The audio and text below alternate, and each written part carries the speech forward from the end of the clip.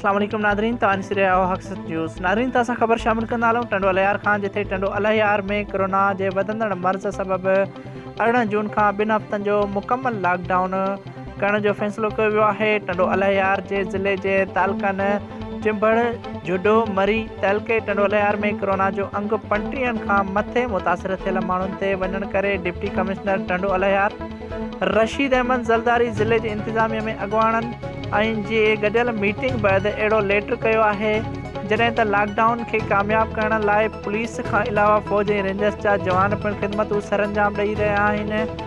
जॾहिं त मक़ामी पोरियत ऐं मिसकिन तबिको तमामु घणो परेशान थी वियो आहे। आम शहरनि वस वारनि खां मुतालबो कयो आहे त सख़्तु गर्मी ऐं लॉकडाउन दौरान बिजली जी लोड शेडिंग जे ख़ात्मे खां अलावा यूटिलिटी स्टोरनि तोड़े ॿियनि खाद्य खुराक जे भाॼियुनि अघनि ते मुकमल ज़ाब्तो आणे मुनाफ़िया खोरनि ख़िलाफ़ पिणु सख़्तु कार्रवाई करे अवाम खे रिलीफ ॾियण में मदद कई वञे। नाज़रीन, रिपोर्ट करे रहियो आहे नदीम बुलेदी, हक़सत न्यूज़ टिंडोवालहेयार।